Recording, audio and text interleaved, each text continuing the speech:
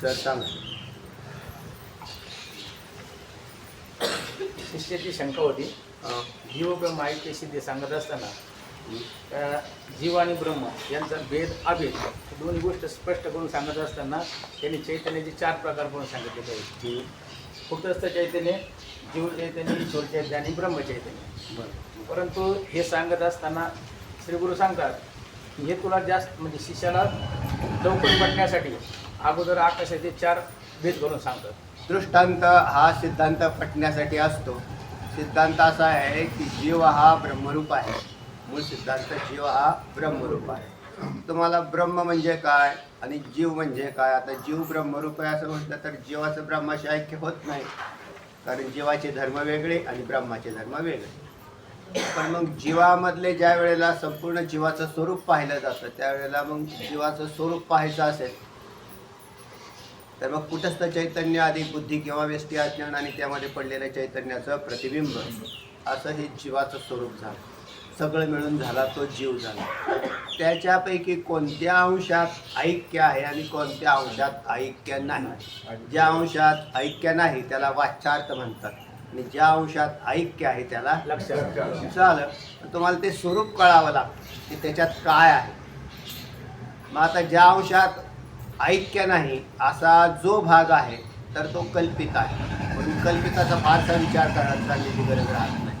आणि जो वास्तव आणि सत्य भाग आहे त्याला कुटस्थ म्हणतात किंवा आत्मा म्हणतात. आणि त्याचं ब्रह्माशी ऐक्य आहे, ईश्वराशी नाही. म्हणजे जसा जीव तसाच ईश्वर असा आहे. ईश्वर हाही मायाकृत उपाधी धारण करून बनलेला आहे. म्हणजे माया अधिक मायेमध्ये पडलेला चैतन्याचा आभास आणि त्या दोघांना असणारा अधिष्ठान ब्रह्मचैतन्य याला ईश्वर असं म्हणतात. ईश्वर चांगला कळाला, जीव चांगला कळाला की ऐक्य लगेच लक्षात येतं. पण तुम्हाला जर जीव कळालाच नाही, स्वरूप कळायला पाहिजे ना. आमटीचं स्वरूप काय हे तसं तुम्हाला माहिती आहे. आमटीचं स्वरूप ते म्हणजे महाराज कशाची आपली शेंगदाण्याची करा. साधी आमटी केली का नाही. शेंगदाण्याच्या आमटीत काय काय असतं सांगा ना. पटापटा पटापट सांगा. तुमचा दृष्टांत आल्यावर तुम्ही पट्टीस सांगितलं पाहिजे का नाही. फक्त हा हे मला पाहिजे. काय पाहिजे. मूळ अधिष्ठान कोण आहे. बघा पाणीच नाही ठेवलं तर नुसतेच मीठ आणि मिरची ह्यांचा काय उपयोग होईल. म्हणून जसं पाणी हे आमटीचं अधिष्ठान आहे. झालं बरं. आता आमटी तर शेंगदाण्याची झाली समजा. पण तुम्हाला तीच आमटी बारीक केली तुम्ही छोटी. पण आमच्या दिंडीत आता आपल्याला निघायचे सगळे येणार आहेत ना. आता तिथं असं एवढंसं केले 200 लोकांना खायला घातली तर जमल का. नाही. मग अशी मोठी कढई आहे. ती कढई भरून ते म्हणले काय केली आमटी. ते काय शेंगदाण्याची आमटी. आम्हाला काही चालतं. आम्हाला काय ती प्रिय आमटी बी चालते. त्यात काहीच नसतं. मग आता पण त्या मोठी जर आमटी केली है ना आणि छोटी केली काय फरक आहे. तशी मोठी आमटी म्हणजे ईश्वर आणि छोटी आमटी म्हणजे जीव. पण त्या आमटीमध्ये पाणी दोन्हीमध्ये काय आहे सारखं आहे. तर पाणी या अंशामध्ये ऐक्य आहे ना आणि बाकीच्या अंशामध्ये बी मायाकृत ऐक्य आहे ते. कारण जसा ईश्वर आहे तो जसा बनलेला आहे पण तो शुद्ध मायेचा बनला आणि इकडे जीव जो आहे ना तो अविद्याकृत बनलेला एवढ्या अंशामध्ये आहे. तर हे ज्या वेळेला कळेल त्यावेळेला जसा म्हणून जीवाचं अधिष्ठान असणारं चैतन्य आणि ईश्वराचं अधिष्ठान असणारं चैतन्य हे दोन्ही लक्ष झाले आणि जीव आणि ईश्वर हे दोन्ही वाच्यामध्ये गेले. म्हणून जीव म्हटलं की बुद्धी आणि बुद्धीमध्ये पडणारा चैतन्याचा आभास. तर हे 2 महत्त्वाचे घटक आले. तिकडं बी माया आणि मायामध्ये पडलेला चैतन्याचा आभास तो ईश्वर भावमत आणि ब्रह्म अचल आहे. त्याच्यामध्ये कुठलाच बिघाड होत नाही, हालचाल होत नाही, क्रिया होत नाही, काही नाही. पण ते नित्य आणि सत्य आहे आणि स्वयंप्रकाशित असं आहे. तर हे कळालं की ऐक्य कळालं. काय थोडं मोठं अवघड गोष्ट आहे. कळतंय ना. हे काय फार अवघड आहे का नाही. म्हणजे आता फक्त तुम्ही थोडासा अभ्यास करून जर पाहिलं मग त्याला तुम्हाला हे कळण्यासाठी काही दृष्टांत आणावे लागतात. त्यापैकी सुंदर दृष्टांत आलेला आहे आकाशाचा. आता दृष्टांत येताना 2 पदार्थामध्ये नेहमी समान धर्म असतील तर दृष्टांत बनतो. दृष्टांत कधी बनतो? समान धर्मवान असतील तर दृष्टांत बनतो, नाही तर दृष्टांत बनत नाही. उगाच पाण्याचा आणि दगडाचा दृष्टांत द्यायला गेली, दोन्ही विरोधी. एक काय त्या पाण्यामध्ये आणि दगडामध्ये कसा विरोधी धर्म येतो, तिथं दृष्टांत होईल कसं? पाणी कसं म्हणले दगडासारखं, ते काय म्हणले हा दृष्टांत झाला का? त्याला दृष्टांत देण्यासाठी त्याला समांतर गुणधर्मांनी युक्त असं असावं लागतं. तसाच प्रकारे आता चैतन्याला समान गुणधर्माचा दृष्टांत शोधायचा आहे. तर म्हणजे असं कोणताही भाग आहे, जसं चैतन्य अत्यंत सूक्ष्म आहे, आता अत्यंत सूक्ष्म असा पदार्थ काढला तर मग ते झालं आकाश. चैतन्य व्यापक आहे म्हणजे आकाश सुद्धा व्यापक आहे. बस दोन धर्म जरी आपल्याला मिळाले तरी भरपूर काम होते, कारण सिद्धांत आणि दृष्टांत यामध्ये नेहमी भेदच असतो, पण भेदासह समान धर्म वाचतात, त्याला सादृश्य म्हणतात. ते भेदासह समान धर्म म्हणून आकाश आणि चैतन्य याच्यात समानता आली तर कळायला सोपं झालं ना. म्हणून आत्मा कसा आहे? आकाशासारखा आहे. आकाश आत्मा आहे असं नाही म्हटलं. आत्मा कसा आहे? आकाशासारखा आहे. कळायचं पाहिजे ना. मग आकाशाचं ज्ञान आहे का नाही तुम्हाला? आकाश कोणाकोणाला माहीत नाही ते सांगा. कोणाला माहीत नसेल तर सांगा बाबा मला, आम्हाला महाराज आकाश माहीत नाही. कोणाला माहीत नाही? सगळ्यांना माहिती आहे. मग आता तुम्ही जाणून घ्या की आत्मा कसा आहे? आकाशासारखा आहे ना. अनुरेणू या ठोकडा तुका आकाश आहे एवढा. किती सोपं आहे कळायला काय? त्या आकाशासारखा आहे. आता आकाशच आत्मा का नाही? तर आकाश हे मायाकार आहे. आकाश काय? मायाकार आहे. पोकळीला आकाश म्हणतात, अवकाशाला आकाश म्हणतात. हे कळालं. पण त्याचाही आकाशाच्या गाळणीतून जे गळून जातं त्याला ब्रह्म म्हणतात. सोपं झालं म्हणजे अजूनही पहा. आता त्याला कसं जाणलं जाईल? आकाशाला तुम्ही अनुभवाने जाणलं, तसा आत्मा सुद्धा अनुभवाने जाणं. आणि तो जाणण्यासाठी काय करावं लागेल? मायाकृत पदार्थ वजा केले की आत्म्याचं अवतरण होतं. जोपर्यंत मायाकृत पदार्थाला धरून राहिलेला आहे तोपर्यंत तो आत्मा जाणू शकत नाही. मनाने आत्मा जाणता येत नाही, बुद्धीने जाणता येत नाही. आत्मा जाणण्यासाठी जी बुद्धी लागते ना, बुद्धी जाणे आणि न जाणे तो अपार शुद्ध परमात्मा मीच आहे. आता न जाणे याच्यात जर बुद्धी जर पापाने युक्त असेल आणि चंचल असेल तर न जाणे, आणि बुद्धी शुद्ध झाली तर ती बुद्धी उपाधीला त्याग करून तो चैतन्य स्वरूपामध्ये प्रवेश होतो त्याचा. म्हणजे बुद्धीला धरून आत्मा जाणला जात नाही, पण बुद्धीशिवाय आत्मा जाणला जात नाही. लक्षात आलं? काय आलं? बुद्धीशिवाय आत्मा जाणला जात नाही, बुद्धीने आत्मा जाणला जात नाही. ब्रह्मज्ञानाने मग ती जाणली जाते. बुद्धीमध्ये आत्मज्ञान प्रकाश होतोय. मग त्याचं ज्या बुद्धीने अज्ञानाला धारण केलेलं होतं तीच बुद्धी ज्ञानाच्या द्वारे चैतन्यापर्यंत पोचते. म्हणजे बुद्धीशिवाय ना, बुद्धी निश्चय आत्मज्ञान ब्रह्मरूप भावी आपण ब्रह्मनिष्ठा राखे पूर्ण तत्परायण आहरती. तर याला म्हणतात परमार्थाचा गाभा आहे बरं हा. आणि ते कळण्यासाठी किंवा बुद्धी शुद्ध होण्यासाठी मग हजारो साधनं आलेली, पुष्कळ साधनं आहेत, ज्याने त्याने आपापली साधनं करत राहतात. मला दोष जोपर्यंत जात नाही आणि जोपर्यंत चित्ताची विक्षिप्तता जात नाही तोपर्यंत त्या स्थिर बुद्धिवान होत नाही. आणि जो कोणी स्थिर बुद्धीचा होईल तर तो आत्मज्ञानाचा प्रवास करून मुक्त होऊन जाईल. तो जीव आता तुम्हाला ईश्वर व्हायचं आहे का? नाही व्हायचं. काय ईश्वर व्हावून करायचं? तर त्याचा तो पाहून घेईल काय जगत ठेवायचं नाही ठेवायचं, विलीन करायचं. मी जो जीवपणात अडकलोय त्याला आपल्याला पहिल्यांदा तुरुंगातून सुटून जाण्याची आवश्यकता आहे. आणि शरीर ही तुरुंग आहेत हे कळालं पाहिजे. आणि याच्यातच जर गोड वाटत असेल, म्हणजे शरीरामध्ये जर गोड वाटत असेल तर मग त्याला कोण काय करणार आहे? कारण त्यालाच इच्छा नाही मुक्त होण्याची, त्यालाच इच्छा नाही. काय उपयोग आहे त्याचा? तर परमार्थ तरी काय करणार आहे? तो परमार्थ करून त्याची तोडमोड करून खाऊन पिऊन भोगेल त्याच्यामध्ये. याला परमार्थ म्हणतच नाही. आमची आई सांगत होती त्याने ते दिंडीत जायचे ना लोक पुण्यावरून पुणेकर लय फार दानशूर आहेत सगळे. हां, पुण्यातली मंडळी फार दानशूर. तिथे रस्त्यात दिंडी आल्यावरती ते शेंगदाणं काय नामकं काय किती वाटतात ते लोकांना.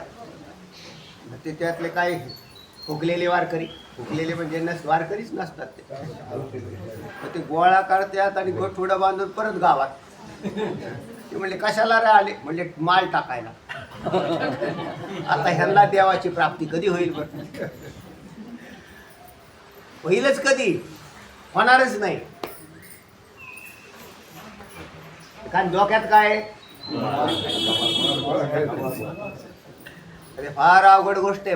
परमार्थ म्हणजे असं बाजारासारखं झालेलं आहे. हा एक बाजारच असा भरलाय मोठा. पण ज्याला कानाला हे कळालं आणि काय करायचं आहे आपलं आपलं डायरेक्शन द्यावं त्याने आपाप, तर तो मुक्त होऊ शकतो. नाहीतर तो बद्ध परमार्थ करूनही बद्ध राहतील. परमार्थ करून तुकोबराय म्हणतात नरकाला जातील. परमार्थ करून नरकाला जातील. त्यात काय विशेष? चला मग चांगला परमार्थ कळून घ्या. किती सुंदर हे विषय दिला बघा. वेदांत शास्त्राशिवाय डोळे उचकटत नाही. जोपर्यंत हे कळणार नाही ना डोळेच उचकटणार नाही. हे लोक काय करतायत? म्हणून आत्म्या जीवाचं ब्रह्माशी ऐक्य आहे हे सांगताना आकाशाचा दृष्टांत आला. आकाशाचे 4 भाग केले. घटाकाश, जलाकाश, मेघाकाश आणि महाकाश. हे दृष्टांतातले 4 भाग. आता चैतन्याकडून पाहायचं होतं म्हणून चैतन्याचे परत 4 भाग. कोणते? कुठस्थ चैतन्य, जीव चैतन्य, ईश्वर चैतन्य, ब्रह्मचैतन्य. झालं. असा तक्ता करायचा, ह्याच्या पुढे हे लावायचं आणि त्यातले समान धर्म पाहिजे दोन्हीमध्ये. मग तुमच्या लक्षात येऊन जाईल की दृष्टांताने आपल्याला छान कळालं. सांगा पुढे. शिष्याची शंका सांगताना श्री गुरु सांगतात की अगोदर तुला चैतन्याचे 4 प्रकार सांगितले ते समजणार नाहीत. त्याकरता आकाशाचे 4 प्रकार करून सांगतो. बिलकुल. मग पहिला प्रकार सांगितला घटाकाश, दुसरा जलाकाश, तिसरा मेघाकाश आणि चौथा महाकाश. वा वा. म्हणजे सगळ्यांनी पाठ केले का? सगळ्यांचे डॉक्टर न पाहता खाली न पाहता सांगता आले पाहिजे. आणि त्याबरोबर पुढचे जोड्या जुळल्या पाहिजेत त्याच्या. हां, की घटाकाश कोणाला लावला? कुठं हां, जलाकाश जीव चैतन्य. जीव चैतन्य, बरोबर. मेघाकाश ईश्वर चैतन्य आणि महाकाश ब्रह्मचैतन्य. हे त्याला ते दृष्टांत लावले त्याला. आता सांगा क्रमशः काय आहे ते. अवकाश किंवा आकाश सांगत असताना जसं आपल्या बोली भाषेमध्ये किंवा व्यावहारिक भाषेमध्ये तांबे किंवा घट, त्या तांबे किंवा एखादा दुसरं काही खोलगट घट माहिती संक्रांतीचा सगळ्या महिलांना माहिती, पुरुषाला त्या माहिती. घटाला घट म्हणजेच गाडगं, सुगडं गाडगं. त्या घटामध्ये जी पोकळी असते त्या पोकळी म्हणजेच अवकाश किंवा आकाश असे म्हणतात. त्यालाच कुठंच चैतन्य न्यायचंय तिकडे. बरोबर आहे. आम्हाला घटाशी काय देणं घेणं नाही. त्या घटातल्या आकाशाशी संबंध आहे. तिकडे सुद्धा कुटस्थ चैतन्य.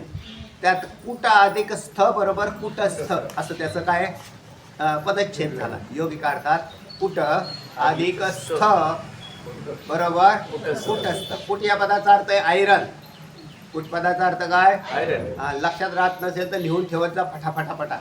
नाहीतर तुम्ही परत पुढच्या वेळेला आला की सपाट. तेव्हा कुट या पदाचा अर्थ काय?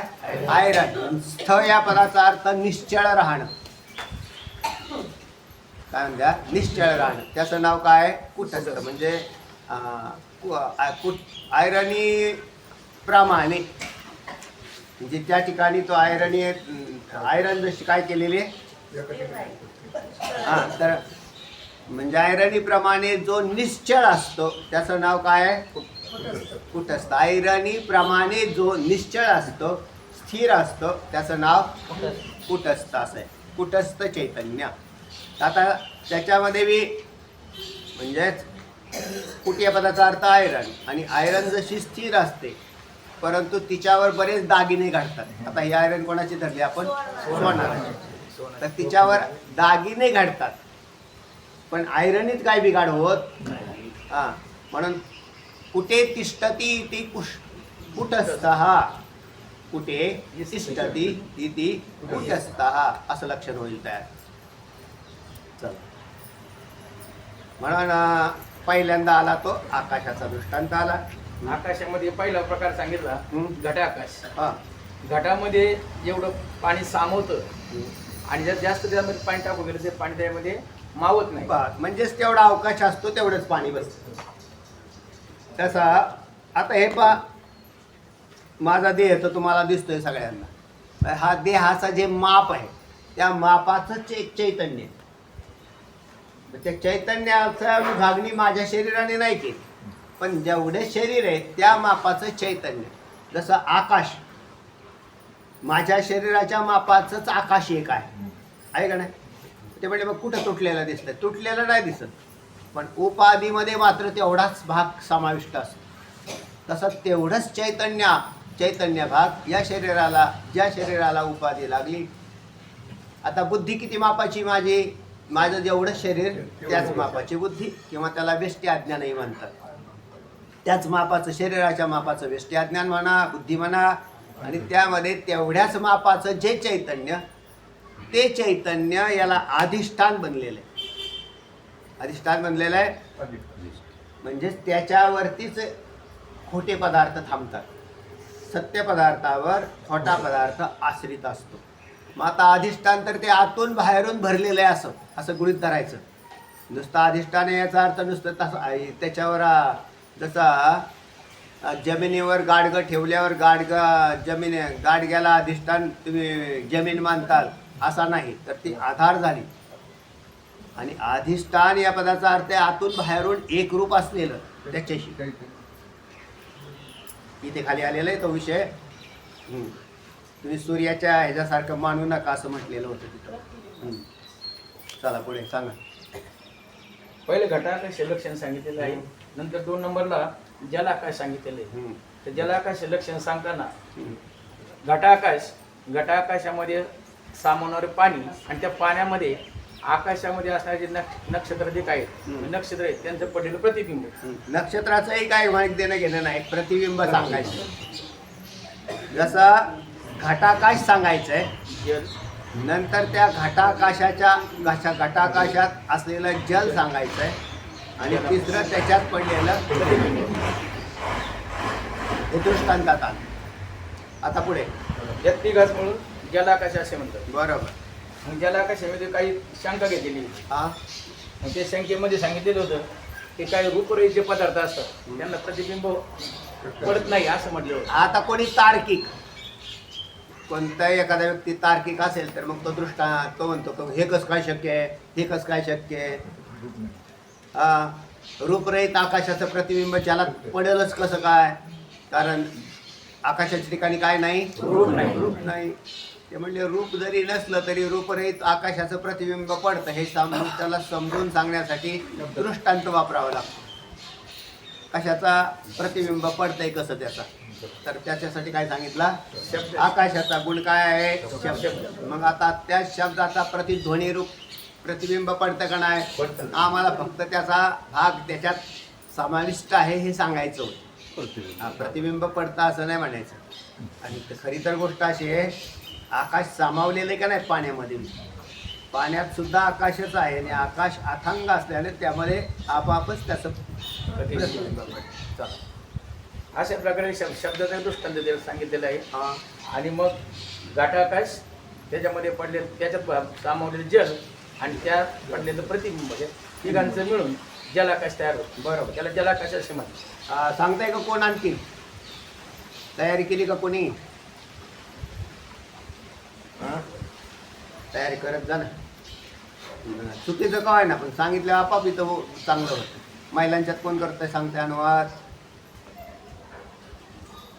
नाही, सगळ्यांनी माना खाली घातलं एक समजून घ्यायचं, कोण नाही सांगत.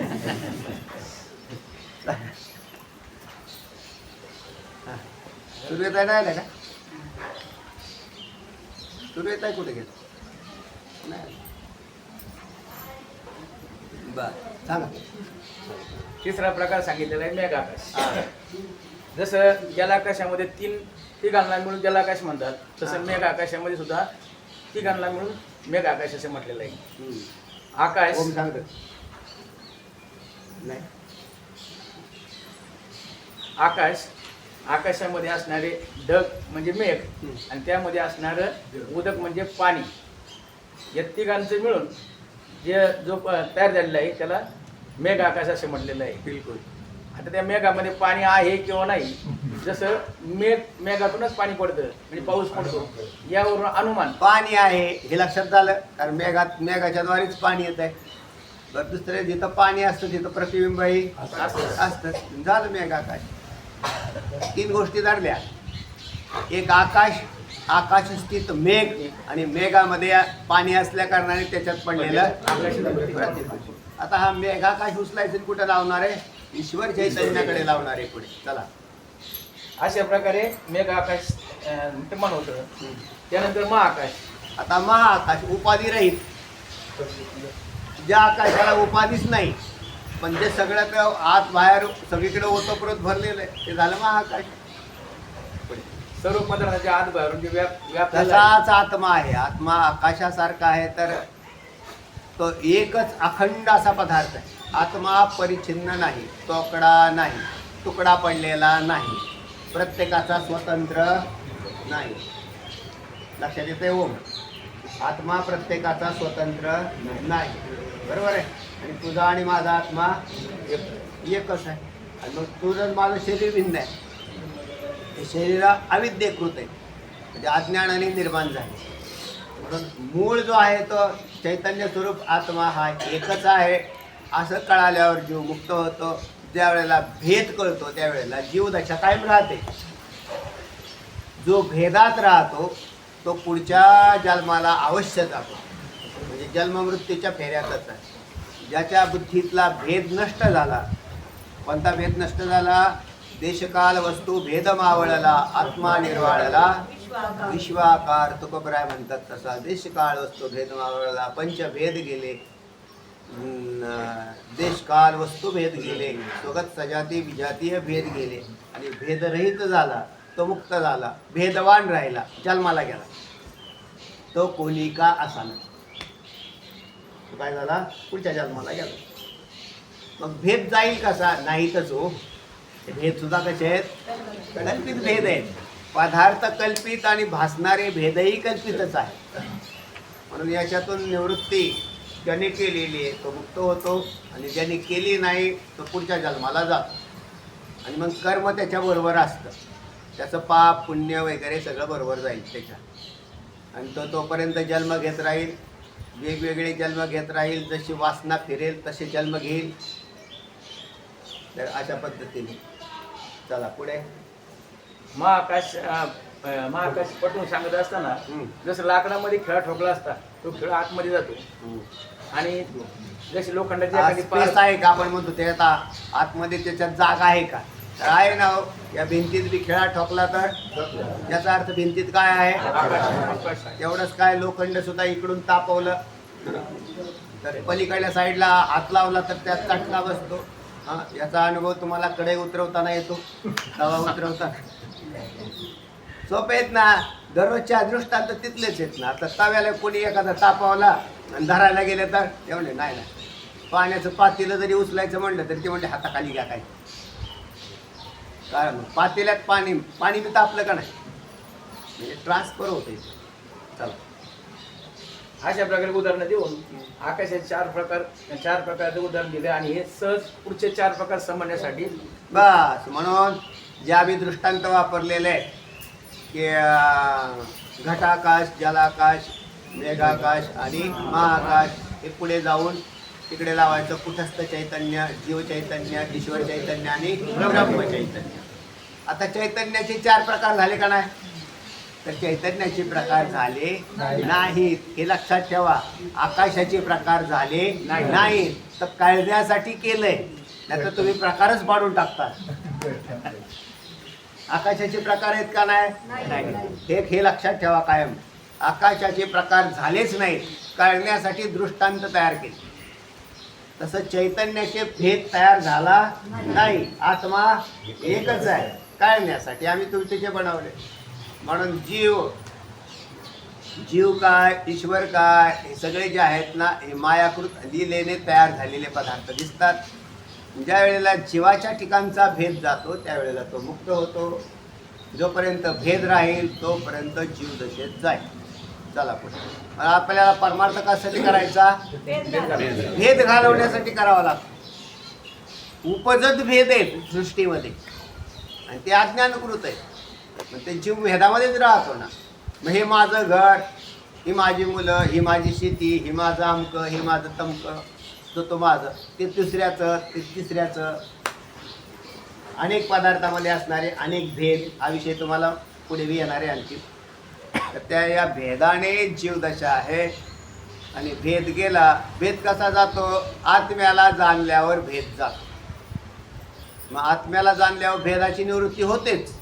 आणि जोपर्यंत ज्याने आत्मा जाणला नाही तोपर्यंत भेदात राहतो. चला सांगा पुढे. तसे आकाशाचे 4 प्रकार करून सांगितले, तसे आता चैतन्याचे 4 प्रकार सांगितलेले आहेत. नंबर 1 कुटस्थ चैतन्य, सांगा. जीव चैतन्य. नाना सांग. कुटस्थ चैतन्याचे प्रकार सांगताना 4 प्रकार सांगितले त्यांनी. एक कुटस्थ चैतन्य, जीव चैतन्य, ईश्वर चैतन्य आणि ब्रह्म चैतन्य. त्यात कुटस्थ चैतन्याचं आता लक्षण कुटस्थ या पदाचा अर्थ सांगितला. कुट अधिक स बरोबर कुटस्थ. आता कुट या पदाचा अर्थ आयरन आणि स्थ म्हणजे अचल. मग आयरनी प्रमाणे जो अचल आहे त्याचं नाव कुटस्थ. हे तुम्हाला योगिका अर्थाने जुळून दिले. आत्मा कसा आहे? कुटस्थ म्हणजे जो आयरनी प्रमाणे. का हो माझं शरीर हलतं ना, आत्मा कुठे हलतो? आकाश सुद्धा हलत नाही, तर ते जागची जाग्यावर असतं. आपले हात हलला, आता हात हलला आकाशाने, म्हणजे हातामध्ये असणारे, या हातात समाविष्ट असणारं आकाश इकडे घेऊन गेलो का नाही? हे कळालं पाहिजे. सोपं आहे त्या. आकाश जाग्यावर आहे, हात इकडे गेला, हात इकडे गेला, शरीर बी इकडे गेले, आत्मा कुठे हलला? म्हणून सगळ्यांचा आत्मा एकच झाला. आता मी घरी बसलो होतो त्यावेळेला तिथे एक आत्मा होता आणि इथे आलो तेव्हा अहो तोच आहे ना, आकाशाप्रमाणे. म्हणून मला जिथे जिथे जायचं आहे तिथे तिथे तो माझ्या आधी हजर आहे. म्हणजे आपण ज्याला जिथे जायचंय त्याच्या आधी तो किंबहुना असं म्हटलं की तो नाही अशी जागाच राहते.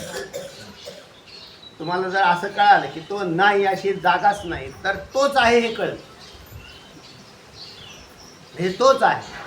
आणि मग हे विश्व किंवा अनेक ब्रह्मांड असं जरी म्हटलं तर हे कल्पित आणि तोकडी आहे. म्हणून ते कधी असतात आणि कधी नसतात. ज्यांचा अत्यंत अभाव बी आहे.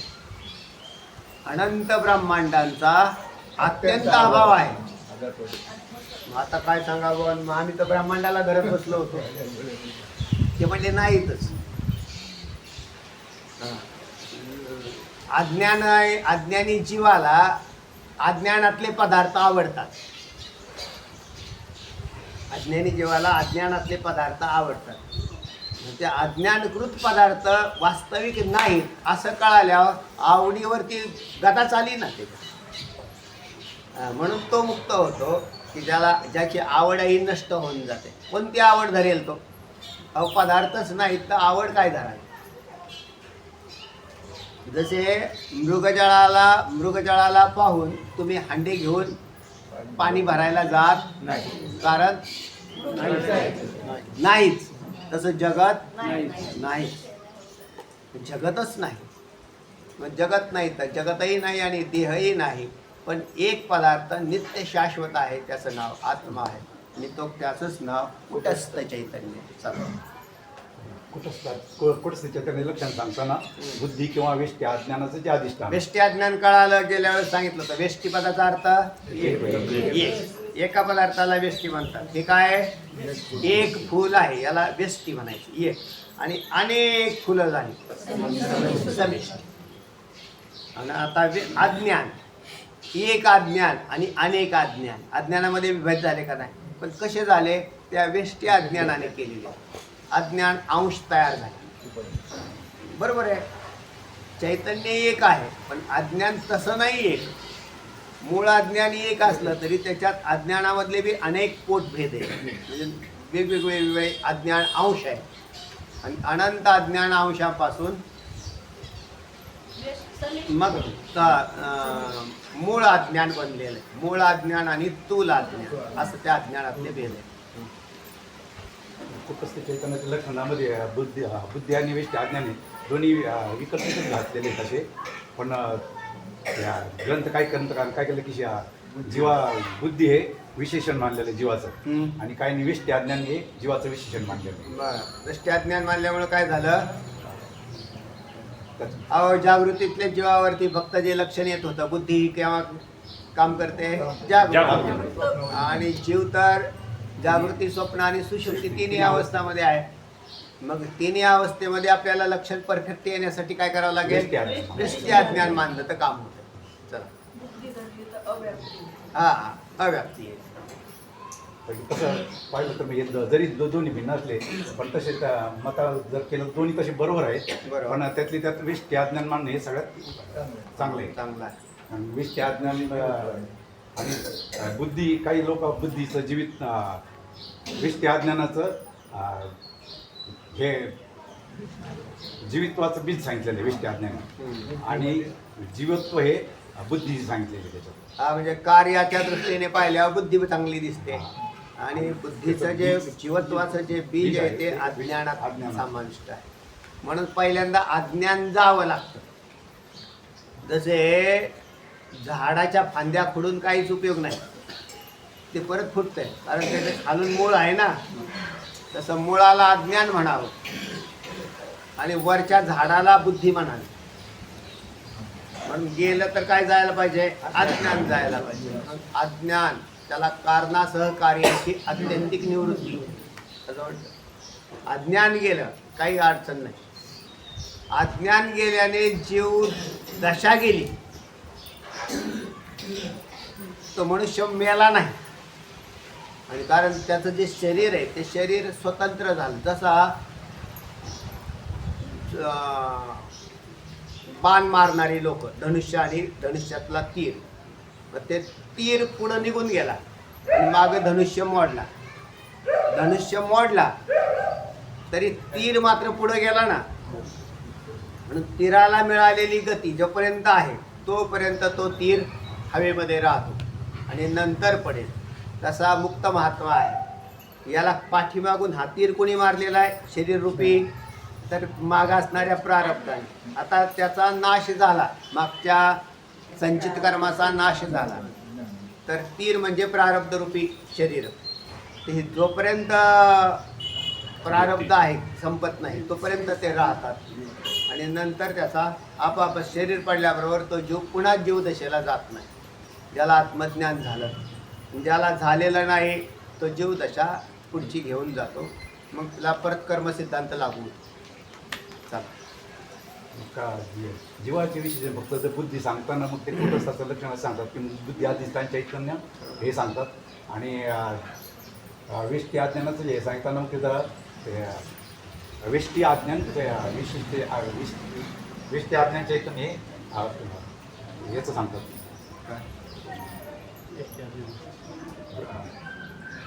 वेष्टी अधिष्ठान चैतन्य हे कुटस्थ असं सांगतात. म्हणजे व्यष्टी अज्ञान अधिष्ठान चैतन्य विशेषण वेष्टी अज्ञान मानलं तर, हा, आणि बुद्धी जर मानलं तर मग बुद्धी अधिष्ठान चैतन्य मानतात. तर हे काय होईल, दोन्हीमध्ये बरं फरक, पण काही विशेष फरक नाही. पुढे पुढे म्हणून त्याच्यात दोन्ही तसा विरोध नाही आहे म्हणून सांगितलेलं आहे. म्हणून बुद्धी किंवा वेष्टी अज्ञान हे अधिष्ठान चैतन्य हे कुठंच चैतन्य असं लक्षणच कसं केलेलं आहे, लक्षणात करतानाच केलेलं म्हणजे बुद्धी किंवा वेष्टी अज्ञान हेच कुठंच अधिष्ठान म्हणून सांगितलं. कुटस्थ चैतन्य म्हणा किंवा अधिष्ठान चैतन्य म्हणा. आता जीव चैतन्याचे लक्षण झालं एवढं. चला वाचा. दुसरा मुद्दा येतोय जीव चैतन्याचे लक्षण. आता हे महत्वाची गोष्ट आहे. जीव चैतन्य म्हणजे इकडं तिकडं कुठेच पाहू नका, तुमच्याकडेच पहा. तुम्ही कोण आहात, जीव आहात. मग मी कसा बनलो असं तुम्ही कधी कल्पना तरी केली का? नाही. माणसं खातात, पितात, झोपतात, भोगतात, मरतात, पण हे ह्याचा विचार करत नाही की मी कसा झालो, मी बनलोयच कसा, माझं स्वरूप काय आहे. ऐका काय म्हणते शास्त्र, काय म्हणते. जीव चैतन्याची लक्षणं सांगताना वर सांगितलेले नंबर 1 कुटस्थ चैतन्य, आणि वर सांगितलेले नंबर 1 कोणतं होतं, कुटस्थ. त्याला धरायचं. म्हणजे कुटस्थ चैतन्य. आणि अनंत जन्माच्या वासना किंवा कर्माचे संस्कार ज्या बुद्धीत किंवा अंतःकरणात आहेत ती. आता तुम्हाला इथं फक्त बुद्धी सांगायची होती आम्हाला, पण तुम्हाला बुद्धीचं वर्णन करताना त्यांनी कुठून केले? आणि या पदापासून सुरुवात केली. पहिलं कुटस्थ चैतन्य सोडून द्या. आता तुम्हाला बुद्धी पाहिजे, पण बुद्धीचं वर्णन करताना ते म्हणतात त्या बुद्धीमध्ये अनंत किंवा अंतःकरण. बुद्धी हा भाग कोणाचा आहे? अंतःकरण चतुष्टय. अंतःकरण चतुष्टय कोणतं? मागच्या शिंदेत आहे. अंतःकरण चतुष्टय कशाला म्हणतात? अंतःकरण चतुष्टय कशाला म्हणतात? वावरेत आहे बा. चतुष्टय म्हणजे 4: मन, बुद्धी, चित्त आणि अहंकार. याला अंतःकरण म्हणा किंवा चतुष्टय म्हणा, किंवा त्यातला एक पदार्थ बाहेर काढणं, बुद्धी म्हणा. आता त्या बुद्धीमध्ये काय आहे बसलेलं आहे ते पहा. अनंत जन्माच्या वासना. प्रत्येक वेळेला आपल्याला एखादं कर्म करायचं असेल तर ते बुद्धीच्या द्वारे करावं लागतं का नाही? आता अगदी मला हे फूल उचलायचं झालं तरी आधी माझ्या बुद्धीत याचे विचार येतात की हे फूल तुम्हाला उचलायचं आहे. मग ते नंतर उचललं गेलं का बिगर याचंच उचललं आहे. म्हणून प्रत्येक कार्यात बुद्धीचा अग्रेसरपणा आहे. म्हणून त्या बुद्धीमध्ये जेवढे कर्म झाले त्या सगळ्या कर्माबरोबर असल्याने अनेक जन्माच्या वासना बुद्धीमध्ये आहेत. काय काय केलं? अनेक केले. त्यात विहित कर्म केली, निषिद्ध कर्म केली, आहेत का नाही वासना? म्हणून वासना. त्याचप्रमाणे त्या कर्माचे संस्कार त्याच्यामध्ये बुद्धीमध्ये आहेत. त्या जे कर्म केलं, विहित केलं, निषिद्ध केलं, त्याचे संस्कार, त्याच्या वासना ज्याच्यात आहेत त्या बुद्धीत म्हणा किंवा अंतःकरण जे, तर त्याला म्हणायचं बुद्धी किंवा अंतःकरण. आता पुढचा तिसरा मुद्दा सांगितलं चैतन्याचे प्रतिबिंब. आता हे प्रतिबिंब कुठं पडलं? बुद्धीत पडलं. कोणाचं? कुटस्थ चैतन्याचं. मग कुटस्थ चैतन्याचं प्रतिबिंब पडलं तर ते कसं काय पडेल? तर आपोआपच बुद्धी किंवा अंतःकरण हे सत्वगुणाचं कार्य असल्या कारणाने जसा आरशामध्ये सूर्य दिसतो का नाही, या भिंतीत का नाही दिसत? उपाधी मलिन. तसं बुद्धिरूपी किंवा अंतःकरण रूपी उपाधी स्वच्छ असल्याने त्याच्यामध्ये प्रतिबिंब म्हणा किंवा आभास म्हणा आलेला जो आभास, चिदाभास, या तिघांना मिळून काय झालं? जीव चैतन्य झालं. हे लक्षण लक्षात ठेवा. काय हा हा हा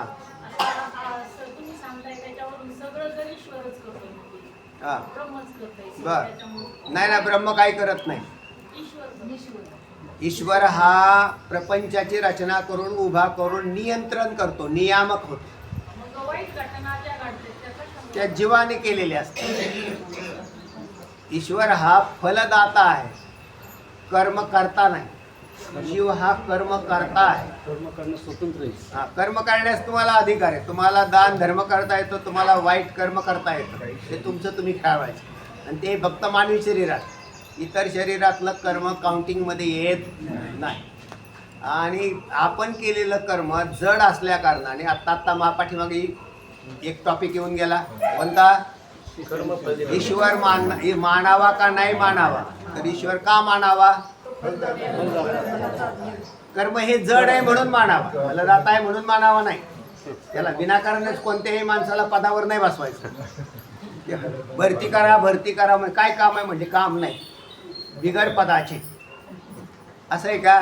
नाही. तसा ईश्वर का आला? तर त्याला कर्माची फळं देणारा कोणतरी पाहिजे. कारण कर्म हे स्वतः फल देत नाही, म्हणून ईश्वर आला. तुमची काय शंका आहे?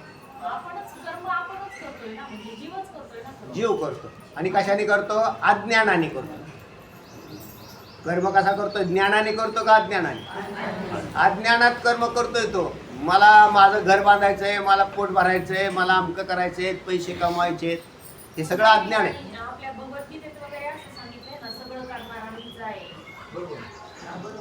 तोच आहे. तर तो जीवरूपाने तो आला, पण जीवाला स्वतंत्र केलं नाही. कारण जीव सुद्धा स्वतंत्र नाही, तो ईश्वराच्या अखत्यारीत आहे. लक्षात आलं ना? पण तरी सुद्धा पुढचा कर्म करणारा पाप आणि पुण्य ईश्वर करत नाही, तो जीव करतो. तुम्हाला ईश्वरासारखं राहायचं असेल तर कर्म करतात, तो कामच करणार नाही. पण अज्ञान आल्यामुळे त्याला ती कर्माची स्फूर्ती होते आणि तो कर्म करत राहतो. जोपर्यंत कर्म करत राहील तोपर्यंतही मुक्त होणार नाही, कारण तो कर्माच्या राड्यातून बाहेर पडला नाही. जोपर्यंत त्याची बुद्धी आहे ना ती चंचल आहे आणि कर्मप्रधान आहे, तो विहित आणि निषिद्ध कर्मामध्ये रत आहे. ईश्वर हा कर्म करता नाही, तर तो फलाचा दाता आणि ब्रह्म कर्मही करत नाही आणि दाता बी नाही. ब्रह्म दाता नाही किंवा कर्म करतही नाही. मग जीवाला जो मोक्ष होतो तो ब्रह्माच्या ज्ञानाने मोक्ष होतो, ईश्वराच्या नाही. जीव कुठे जातो? मुक्त झाल्यावर ब्राह्मी स्थितीत जातो, ईश्वर नाही होत. लक्षात आलं ना? म्हणून ईश्वर हा स्वतंत्र आहे मध्ये. आता उपासनेमध्ये त्याला कोणाची उपासना करावी बा? मग आम्ही म्हणतो की मोठ्या माणसाची करा. म्हणून सगळ्यात मोठा कोण? ईश्वर म्हणजे देव. म्हणून त्याच्या उपासनेला लावलं. मग त्याची उपासना करता करता कधीतरी त्याच्या लक्षात येतं किंवा पुण्य उत्पत्ती होते त्याच्यात. निष्काम शुद्ध पुण्य उत्पत्ती झाल्यावर मग सद्गुरूची भेट आणि नंतर आत्मज्ञान आणि नंतर मोक्ष, अशी परंपरा आहे. याच्याशिवाय दुसरा पर्याय नाही. शंका निवृत्त आहे का? पुढे कुटस्थ चैतन्य आणि अनंत जन्माच्या वासना किंवा कर्माचे संस्कार या भगवद्गीतेत सुद्धा तसं नाही म्हटलं की मी कर्म करतो म्हणून. तो तर का जन्मकर्मच मे दिव्याम यो माम व्यक्ती ततः त्यक्ता देहम नैति मामेति सोर्चुन. श्लोक वाचून घ्या. मी कर्माचा करताही नाही भोगताही नाही, तर तो कर्म करता आणि भोगता जीव आहे, जीवाकडे टाकलेला आहे. आपण मग त्याला मी त्याच्या कर्माप्रमाणे भोगतो पण देतो. ईश्वर नाही काय करत. ईश्वराने त्यापेक्षा पुढे जाऊन सांगू, ईश्वराने जगत सुद्धा निर्माण केलेलं नाही. काय कारण आहे? तुम्हाला आम्ही संगती लावण्यासाठी सांगितलंय की तो त्यांनी केलंय म्हणून, नाही तर वास्तविक जगत झालं मग केलंच कोणी? तर ते वरचे सिद्धांत आहेत. नेहमी वरचा श्रेष्ठ सिद्धांत हा खालच्या सिद्धांताचा भाग करतो. शास्त्रामध्ये बी अजून एक दुसरा भाग आहे. वरचा श्रेष्ठ सिद्धांत हा खालच्या सिद्धांताचा भाग करतो.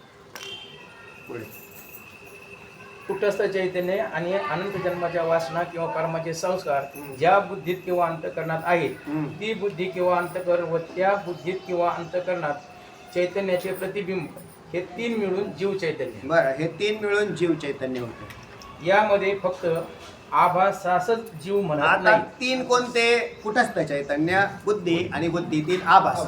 शॉर्ट मध्ये जर करायचं असेल तर एवढंच लिहा, इतकं मोठं लक्षात ठेवण्यापेक्षा. कुटस्थ चैतन्य, बुद्धी आणि बुद्धीत मध्ये पडलेला आभास म्हणजे जीव. हे परफेक्ट एवढंच झालं. एका ओळीमध्ये जीवाचं लक्ष. फक्त तीन गोष्टी लक्षात ठेवायच्या: कुटस्थ चैतन्य, बुद्धी आणि बुद्धीतला आभास, झाला जीव. चला, आता तीन एकत्र झाल्याने निर्माण झालेला आहे जीव. जर तीन पैकी एकही नसेल तरी जीवाची सिद्धी होत नाही. कुटस्थ चैतन्य ड्रॉप केलं आणि नुसते बुद्धी आणि आभास धरलं, शक्यच नाही. बरोबर, कुटस्थ चैतन्य धरलं आणि आभास धरलं आणि बुद्धी नाही धरली, शक्यच नाही. बरं, कुटस्थ आणि बुद्धी धरली आणि आभास नाही धरला तरी शक्य नाही. म्हणून ह्या तिघांचं एकत्रित झालं, मिक्स झाला की लगेच काय झाला? जीव. आणि तो जीव म्हणजे आता तो जीव दुसरा तिसरा कोणी नसून मीच आहे. म्हणजे जो आत्ता मी बसलेलो आहे ना, तो हा जीव तो आहे. बडबड करतोय, तुम्हाला सांगतोय, हा कोण आहे? तो जीव आहे. जीव कारण चैतन्य बोलत नाही, चैतन्य चालत नाही, बुद्धी जड असल्याने काम करत नाही. पण त्याच्यामध्येही आभास नसेल, प्रकाश नसेल बुद्धीतला, तरी मी बोलणार नाही. म्हणून ह्या तिघांचं एकत्रीकरण म्हणजे जीव झाला. आणि त्या जीवाची दशा काय ती पाहता. ऐका, यामध्ये फक्त आभासासच जीव म्हणत नाही. म्हणून फक्त आभासाला जीव म्हणाय. आता आभास म्हणजे काय हे कळाले तुम्हाला? कशाला मी पुष्कळ वेळा सांगितले तुम्हाला. आभास कशाला म्हणतात? हा, प्रकाश प्रतिबिंब म्हणा. पण हा, पण तुम्हाला मी दृष्टांत देऊन सांगतो. आता सूर्याचा प्रकाश आहे का आपल्या मंडपामध्ये? या आहे. डायरेक्ट आहे का इनडायरेक्ट? मग इथे कारण जर सूर्याचा प्रकाश नसता तर आपल्याला दिसलो, आपण सुद्धा एकमेकाला दिसलो नसतो. या अर्थी इथं सूर्याचा प्रकाश आहे पण डायरेक्ट नाही. तर कसा आहे? इनडायरेक्ट. तसाच बुद्धीमध्ये चैतन्याचा प्रकाश होतो, त्यालाच कोणी आभास म्हणतात. म्हणून नुसता आभासाला जीव म्हणू नये, कुटस्थाला जीव, चैतन्याला जीव म्हणू नये किंवा बुद्धीलाही जीव म्हणू नये. पुढे ज्याप्रमाणे घट आकाशासहित हा. आकाश प्रतिबिंबास जलाकाश म्हटले आहे, हम्म. त्याप्रमाणे कुटस्थास आता इथं तुम्हाला दृष्टांत आणायचा आहे. कुठला? जलाकाश. तर पाठीमागे जलाकाश आलतं ना. हा. त्याप्रमाणे कुटस्थासहित चिदाभासास जीव असे म्हणतात. हा, कुटस्थासहित चिदाभासास जीव असे म्हणतात. हा. या लक्षणात बुद्धीत कुटस्थाचे प्रतिबिंब आहे, हम्म. ब्रह्मचैतन्याचे नाही असे ठरते. बरोबर आहे. कारण आपल्याला ब्रह्मचैतन्याचे नाही असं नाही, पण एवढ्या मोठ्या चैतन्याला मानायची गरजच नाही ना. तिथं फक्त आपल्याला कुठं एक शरीराच्या पुरत्या मर्यादित धरायचे, तर म्हणून आम्ही त्याला काय म्हटलेलं आहे? बुद्धीमधलं धरायचं चैतन्य. म्हणून कुठंच तर चैतन्य धरायचं. चला, कारण बिंबरूप कुटस्थ सांगितलं आहे. एक पहा, त्या कुंभाराने एवढा चिखलाचा मोठा गोळा केला, बरोबर आहे. चिखलाच्या गोळ्यातला चिखल असतो. कुठला? मडक्याला. पण मडक्याचा गोळा वेगळा असतो ना. अख्खा चिखल कशाला मानायचा आहे? मडक्यापुरताच धरायचा. हा, मडल्याला त्याचा चिखल, त्याच्यात काय हजारो घट होती, पण जेवढा त्यालाच वृष्टी म्हणतात. एवढा एवढा बाजूला काढला, तसं कुठंच तर चैतन्य काढलं. आता ते ब्रह्मचैतन्य धरायचं का महाराज? अहो तेच आहे, पण एवढं मोठं कशाला धरायचं? आत्ता सध्या किती धरावं लागेल आपल्याला? एका शरीरापुरतं, म्हणजे बुद्धीला लागू असणार. बस. चला, जसे या लक्षणात बुद्धीत कुटस्थाचे प्रतिबिंब आहे, हा. ब्रह्म चैतन्याचे नाही असे ठरते. हा. कारण बिंबरूप कुटस्थ सांगितलं आहे. कारण बिंबरूप कुटस्थ सांगितलेला. पाण्यात जसे सूर्याचे किंवा आरशात जसे मुखाचे प्रतिबिंब होते, तसं नाही. हा. त्याप्रमाणे बुद्धीपासून काही उंचीवर किंवा बुद्धीच्या समोर कुटस्थ असून त्याचे प्रतिबिंब बुद्धीत पडते, असा या प्रकरणातील प्रतिबिंब शब्दाचा अभिप्राय नाही. हे सांगायचं आम्हाला. नाही तर आहे म्हणतात. तर असं नाही, तर ते आतून, मागाशीच म्हटलं तुम्हाला की आतून बाहेरून जे भरीव ठासीव असं भरलेलं, त्याचं जे अधिष्ठान बनलेलं आहे, तर तसं आम्हाला चैतन्य मानायचं. नाही तर तुम्ही एका समोर एक धरताल किंवा भूमीवरती घट ठेवला असं धरताल, तर असं नाही. तर त्याच्यामध्ये आत आहे. आत्मा कसा आहे? भरीव ठासीव आहे, बरोबर आहे. तुमचं शरीर सुद्धा भरीव असं धरलं, ठाशीव जरी नाही धरलं तरी भरीव धरा. आणि मग त्या सगळ्या आतल्या स्पेअर पार्टमध्ये आतून समाविष्ट कोण आहे? आत्मा. तर काही एखादा भाग सोडून दिलाय? नाही. म्हणून असा धरायचा. आणि मग चैतन्याने कुठल्याच अंशामध्ये सोडलेला नाही भाग, आहे ना. तर त्या प्रत्येक अंशामध्ये आतमध्ये जिथं बुद्धी आहे तिथे काय पडलेलं आहे? आभास आहे. म्हणून तो आभास तसा आहे. सोपं आहे ते, फक्त थोडीशी बुद्धी चालवली की लक्षात येईल. एक प्रश्न हां. आतून बाहेरून चैतन्य येतं, मग आभासाची गरज काय? आभासाची जर गरज म्हणजे आभासाशिवाय बुद्धी काम करू शकणार नाही. नाही तर दोन स्वतंत्र पदार्थ झाले, आहे ना. दोन स्वतंत्र पदार्थ झाले ना. बुद्धी जड झाली आणि चैतन्य त्याच्या महिमेत राहील. आतून बाहेरून त्याच्या महिमेमध्ये राहील, बरोबर आहे. मग ते दोन्ही एकत्र कार्य करू शकत नाही, कारण दोन विरोधी धर्म आले. एक अंधार आला आणि एक प्रकाश आला. या दोघांचा संयोग जुळवून आणण्याचं काम कोण करत आहे? आभास करतो. पण आभासही स्वतंत्र नाही. बुद्धी नसेल तर आभास नाही, चैतन्य नसेल तरी आभास नाही. लक्षात आलं ना. म्हणून नुसतं बुद्धी आणि हे दोन्ही एकत्र आले तरी काम होत नाही. मग त्याला काय पाहिजे? त्याच्यामध्ये आभास मानावा लागेल. आणि तो आभास मानल्यानंतर जीवपणा सिद्ध होतो. तोपर्यंत नाही. म्हणजे चैतन्य काही करत नाही. चैतन्य बोलतं का? नाही. बुद्धी बोलते का? बुद्धी बी बोलत नाही.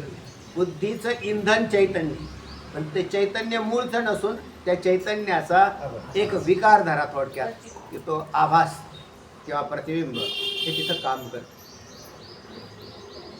मेलेल्या माणसामध्ये जीव चैतन्य निघून गेलं, बरोबर आहे. त्याचा बॉडी पडलेली, बॉडी सुद्धा तिथं काम करते. कारण बॉडीचं काम असं आहे, गोलका असल्याशिवाय डोळ्याची दिसणार नाही.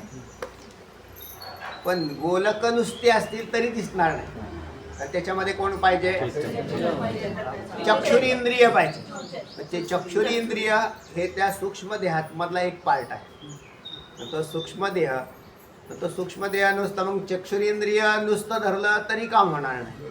कारण त्या चक्षुरी इंद्रियाचं नियंत्रण करणारी एक बुद्धी आतमध्ये असावी लागेल. तर असं हे असा जो जीव आहे किंवा सूक्ष्म देह आहे, तो त्या शरीरात प्रविष्ट झाल्यावर जसा कार्य करतो सामान्य. म्हणून आभासाशिवाय काम होणार नाही. नुसती बुद्धी काम करत नाही. प्रकाशनाचं कामच चिदाभास करतो. चिदाभासच करतो. चिदाभासाची गरज आहे. चैतन्य म्हणजे प्रकाश. बुद्धी ही प्रकाश नाही. बुद्धीमध्ये प्रकाश यावा लागतो. आणि नंतर जसा बल्ब म्हणजे काही लाईट नाही. हा जो बल्ब आहे ना, ते म्हणजे लाईट कावा लागणार. लाईट म्हणजे बल्ब आहे आमच्याकडे. तुमचा बल्ब काही कामाचा त्याच्यामध्ये काय यावं लागेल? करंट यावा लागेल. हा, म्हणजे करंट यावा लागेल. मग तो करंट आल्यानंतरच बल्ब प्रकाशित होईल. तसा चैतन्याचा आभास आल्याशिवाय बुद्धी प्रकाशित होणार नाही.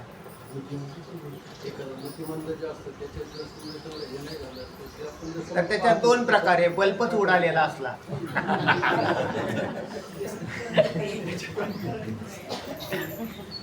बल्ब उडालेला असला आणि करंट जरी चालू असला तरी उपयोग नाही. दोन्ही गोष्टी चांगलं. तर ज्याप्रमाणे लाल रंगाच्या फुलावर स्फटिक ठेवला असता त्या स्फटिकामध्ये फुलाचा तांबडेपणा दिसून येतो, तो स्फटिकातील हा, एक तुम्हाला दृष्टांतच पाहिजे असेल तर दिला त्यांनी. कोणता? कशी तो का आभास कसा आहे? अहो, स्फटिक पाहिला का तुम्ही? हा, ते पूर्वी माझ्या टेबलावर होता बरं का. ते तिकडून चोरून आणायला पाहिजे होता. तुम्हाला दाखवला असता. हा, तो काचेचा असा पेपर वेटच होता. माझ्याबरोबर माझ्याच टेबलावर होता. तो असा तो, तर त्याच्यात समजा खाली लाल कापड टाकलेला असेल तर तो सुद्धा लाल. पिवळं कापड टाकलेला असेल तो पिवळा. असा व्हायचा तो. म्हणजे ते जे काय खालचा तो भाग त्याच्यात दिसायचा. आभास, त्यालाच आभास म्हणतात. आभास म्हणजे काय? त्याचा स्फटिकामध्ये जो प्रकाश आहे तो स्फटिकाचा आहे का? नाही, तो बाहेरून आला. पण त्याच्यावरती असल्या कारणाने त्याच्यामध्ये तो आपोआपच लालसरता आहे. आम्हाला असा आभास सांगायचा. चला. तर ज्याप्रमाणे लाल रंगाच्या फुलावर स्फटिक ठेवला असता त्या स्फटिकामध्ये फुलाचा तांबडेपणा दिसून येतो, तो स्फटिकातील तांबडेपणा फुलाचे प्रतिबिंब आहे. बिलकुल. त्याचप्रमाणे कुटस्थाच्या आश्रयावर असणारी जी बुद्धी किंवा अंतकरण, त्यात कुटस्थाची प्रकाशता म्हणजे कुटस्थाच्या सामान्य ज्ञानाची जी विशेषता, ते कुटस्थाचे प्रतिबिंब. तर त्या अशा प्रकाराचा विषय तुम्हाला समजून सांगण्यासाठी सांगितलं. सामान्य प्रकाशात स्वच्छ उपाधीचा संबंध झाला तर उपाधीमुळे प्रकाशाला विशेषता येते. बरोबर. याची उपाधीमुळे प्रकाशाला विशेषता येते. कंदिलाचा दृष्टांत. दिवा, साधा जो दिवा आहे, चिमणी म्हणायचो आपण त्याला, ती पेटवली त्याचा प्रकाश कमी पडायचा. पण त्याच्यावर जर काच आली विशेष तर त्याचा प्रकाश विशेष होतो आणि सगळ्या घरात पसरतो, लांबपर्यंत जातो. उपाधी चांगली पाहिजे मात्र. आणि जर काळ्या काचा त्याच्यावर टाकल्या तर हाही दिसत होतं ते बी गेलं. चला मग उपाधी स्वच्छ पाहिजे. सामान्य प्रकाशात स्वच्छ उपाधीचा संबंध झाला तर उपाधीमुळे प्रकाशाला विशेषता येते. बरोबर याची प्रतीती देवावर काचेची नळी ठेवली असता सर्वास येते. बरोबर. त्याप्रमाणे बुद्धी किंवा अंतःकरण हे अपंचीकृत महाभूतांच्या सत्वगुणाचे कार्य आहे. तर बुद्धी किंवा अंतःकरण आलं का नाही, अंतःकरण किंवा बुद्धी. आता तुम्हाला हे पाठ झालेलं असलं पाहिजे की अंतःकरण चतुष्ट आहे. सांगितलं ना पवारताय अंतःकरण चतुष्ट आहे कोणतं?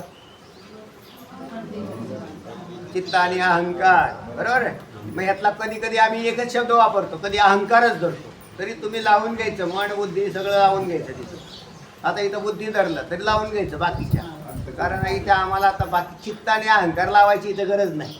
इथे आपल्याला बुद्धी नावाचा घटक लावायची आवश्यकता होती, म्हणून इथं त्यांनी बुद्धी हा शब्द प्रयोग केला. तर ते कसं बनलेलं आहे असं म्हणतात तर अपंचीकृत या पदाचा अर्थ काय? खाली लिहिलेला आहे टिप आहे. 5 भूते एकमेकात मिसळण्यापूर्वी त्या भूतास इथे खाली टिप दिली आहे का? 5 भूते एकमेकात मिसळण्यापूर्वी त्या भूतास अपंचीकृत म्हणतात. 5 भूते एकमेकात मिसळण्यापूर्वी जे आहे तर त्याच्यापासून तयार झालेली तिचं नाव बुद्धी.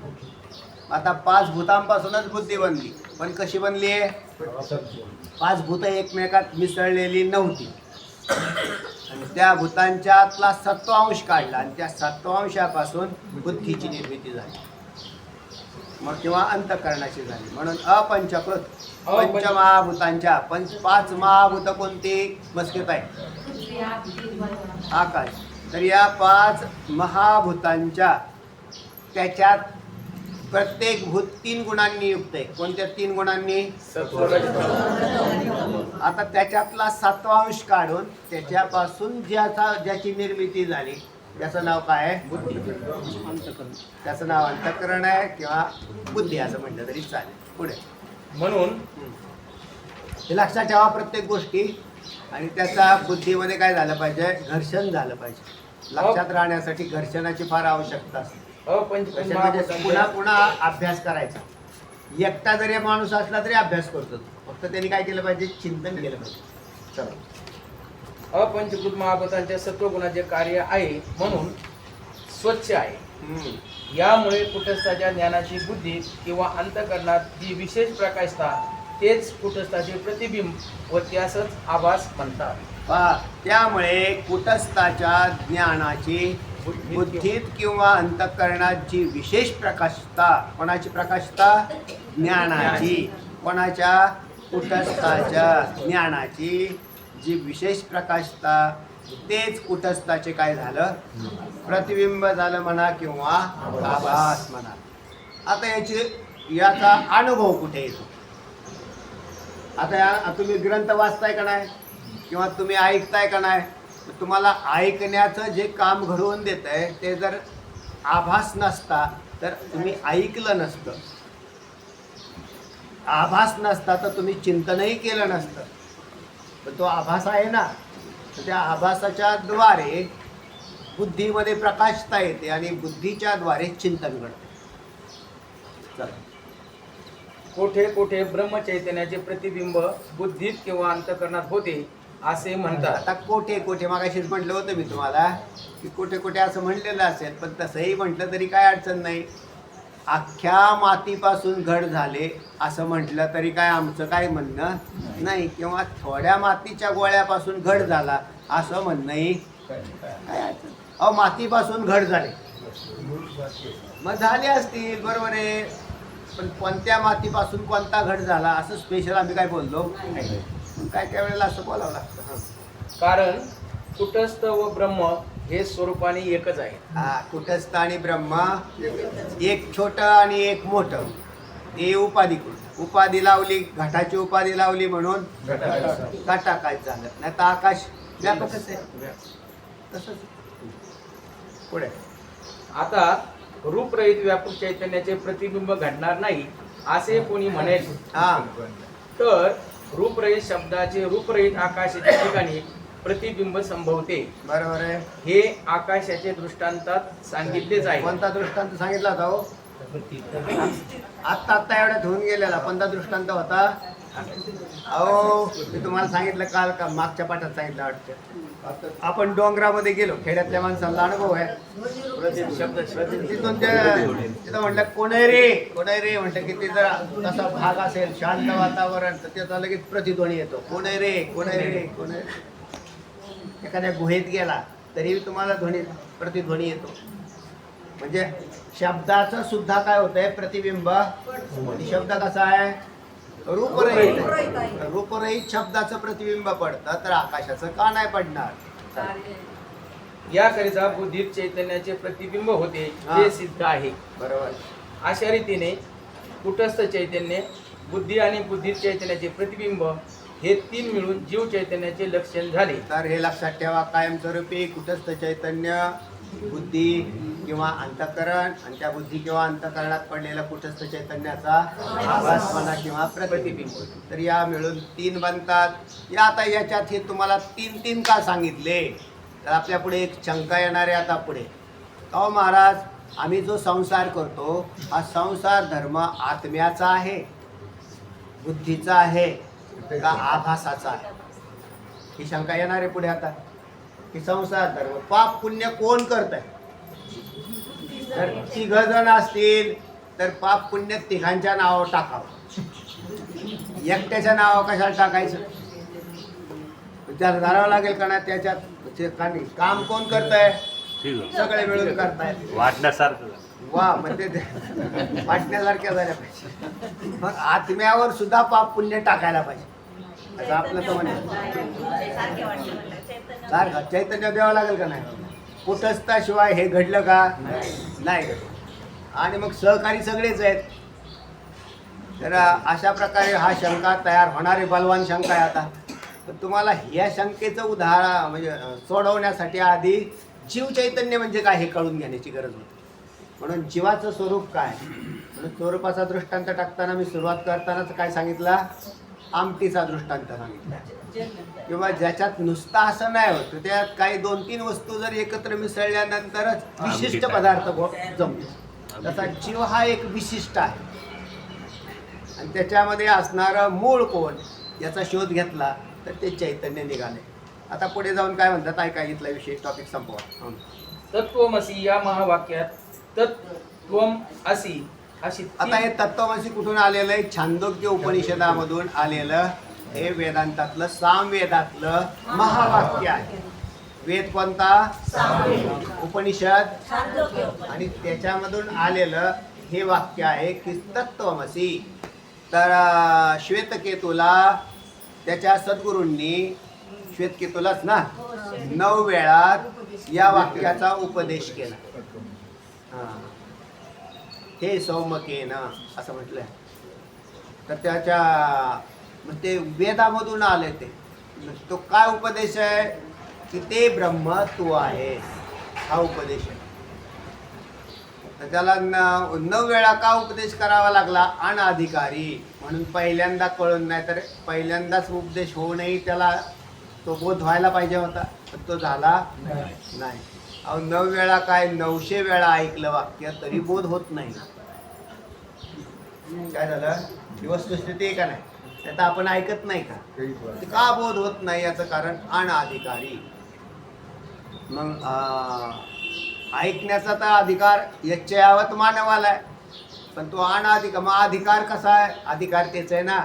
म्हणून या साधू संतांनी आपल्याला भक्तिपंथाला लावलं. ते म्हटले हे काय ज्ञानाचे अधिकारी ठरत नाही. मग ज्याच्या बुद्धीमध्ये मल बसलेला आहे त्याला हे कळणारच नाही. आणि त्याला प्रतिबंध कोण करत आहे.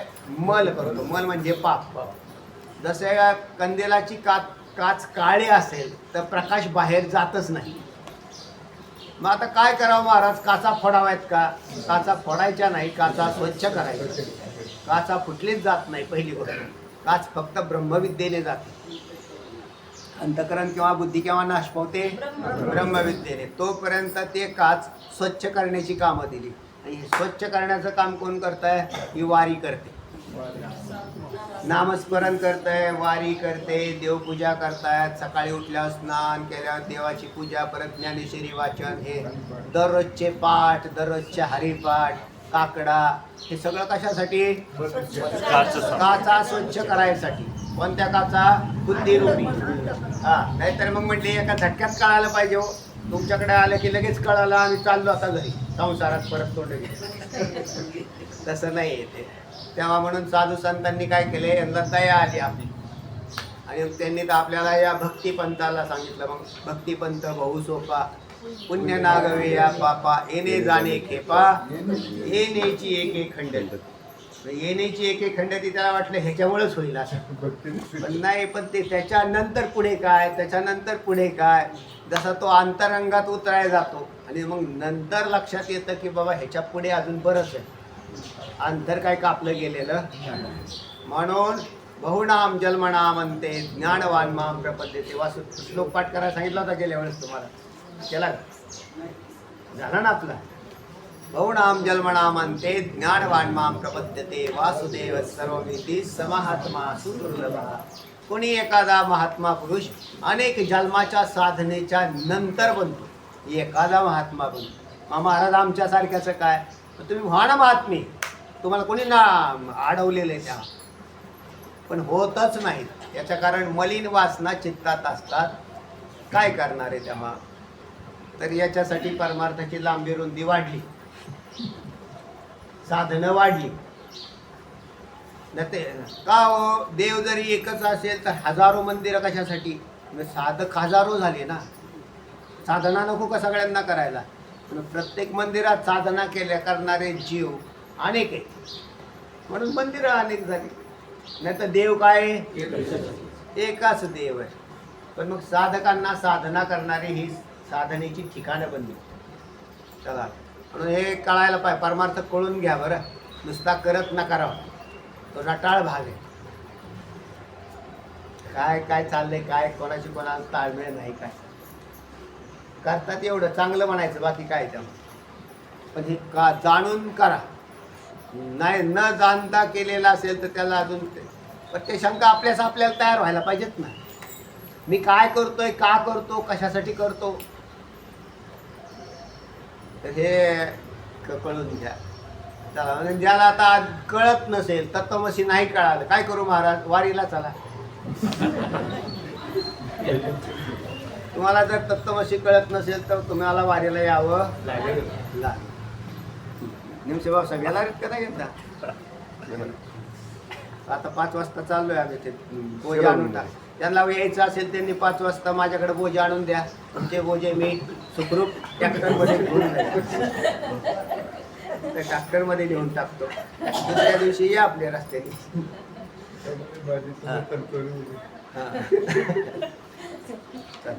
यायचं ना का भगवंत सांगेल तर. चला पुढे. तत्वमसी या महावाक्यात तत्त्वम अशी 3 पदे आहेत.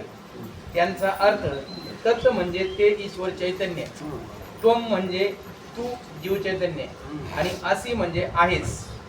किती सोपं आहे हो, काय फार मोठं डोकं लावायचं असं बी नाही. तुम्हाला आता जीवाचं लक्षण जर स्वरूप कळालेलं असेल ना, आणि आता ते या पदाचं लक्षण करायचं आहे, तर ते करताना तुम्हाला ब्रह्माचा तर निर्देश आम्हाला डायरेक्ट करता येत नाही, कारण त्याला ते बी म्हणता येत नाही. मग ते केलं ते ईश्वर चैतन्य केलं. तो म्हणजे जीव चैतन्य केलं. मग ते ईश्वर चैतन्य, तू जीव चैतन्य आहेस. तत्त्वम ते ईश्वर चैतन्य, तो जीव चैतन्य आहे. तरी म्हणजे महाराज बोधच होत नाही, नाहीच होणार, कारण तुम्हाला ईश्वर चैतन्य कळायला पाहिजे. ईश्वर चैतन्यात मायेमध्ये पडलेलं चैतन्याचा आभास आणि माया आणि त्या आभासाला अधिष्ठान असणारं जे ब्रह्मचैतन्य, त्याला आता ब्रह्मचैतन्य म्हणायचं. इथं कुटस्थ चैतन्य जीवाला घेतला आम्ही व्यष्टी दृष्टीने, आणि त्या व्यष्टी अज्ञान, त्या व्यष्टी अज्ञानात पडलेला चैतन्याचा आभास आणि या दोघांचं अधिष्ठान कुटस्थ चैतन्य. हे 2 स्वरूप तुम्हाला जर पक्की डोक्यात बसलेले असेल तर मग आता तत्त्वम या पदाचा अर्थ लक्षात येतो. तत्पदाचा अर्थ ते ईश्वर चैतन्य, त्यात ईश्वर रूपी माया उपाधिवान जो माया अंश आहे आणि आभास, तो दोन्ही काढून टाकले. आणि तिथे असणारा तत् लक्षार्थाने कम झालं, लक्षार्थाने ब्रह्मचैतन्य बनलं. आणि इथंही कुटस्थ चैतन्य बनलं.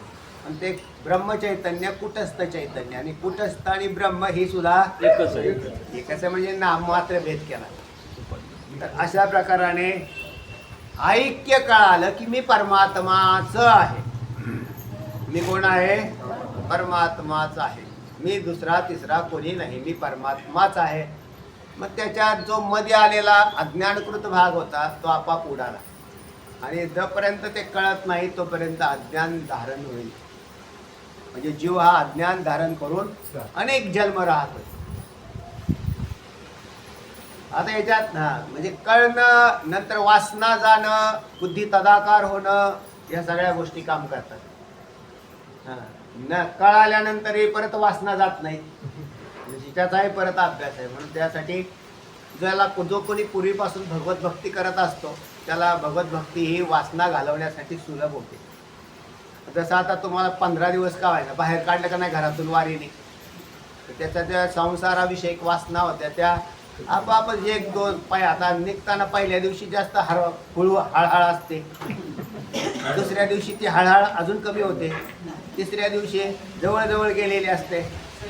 नंतर तो त्याच्याशी संबंधच राहत नाही. कोण गेलं का मागं राहिलं याचाही विचार करत नाही. केला का नाही मोकळा केला का नाही? आणि खरं तर असाच मोकळा करून तसाच जावा का नाही, पण तसं नाही. बॅक टू पॅवे असं आहे ते. काय हळूहळू कळत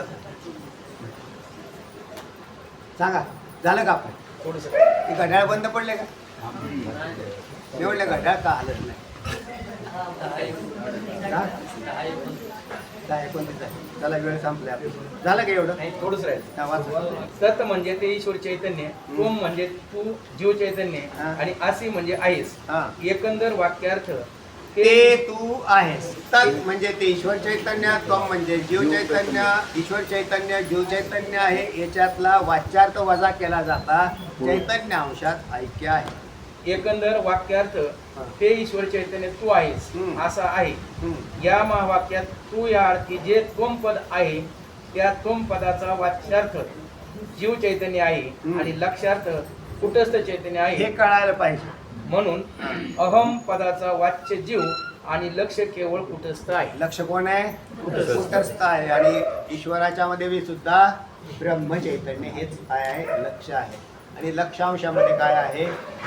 भाग त्याग लक्षणेने ऐक्य आहे. आता मगाशी जसं मला बोललं की का हो हे संसार धर्म कोणाचे? ब्रह्माच्या ठिकाणी लावायचे म्हणजे आत्म्याचे धर्म लावायचे का जीवाचे लावायचे? तर तुमच्या आपाप लक्षात आलेलं असेल की 3 गोष्टी मिळून जीव जो बांधला तिथे संसार धर्म प्रतीती येते. पण त्याच्यातले बी बुद्धी आणि बुद्धीतील आभास यांच्याच ठिकाणी काय होतंय? संसार धर्म आहे. कारण चैतन्याने कधी संसार केला नाही, चैतन्याने कधी संसार पाहिलाही नाही. पण त्या सहकार्याने बुद्धीमध्ये जो आभास आला आणि बुद्धी या दोघांनी काय केलेलं आहे? संसार धर्म आपलेशी केलेले. मग आता मोक्ष कोणाला होईल? ज्यांनी संसार धर्म धरले त्यांना संसार धर्म सोडा असं सांगावं लागेल. म्हणून बुद्धिस्थ चैतन्याला संसार धर्म आहेत असं तुम्हाला त्याचं उत्तर निघेल. आणि मग संसार कोणी सोडायचा आहे? बुद्धिस्थ चैतन्याने सोडायचा, म्हणजेच आभासाने, मूळ चैतन्याला नाही. म्हणून मूळ चैतन्याला तर ठेवावंच लागेल, त्याच्याशिवाय काय होत नाही. तर हे सुंदर टॉपिक येणार आहे, पण पुढच्या वेळेस पाहू. कुंडली वरदा विठ्ठल श्री ज्ञानदेव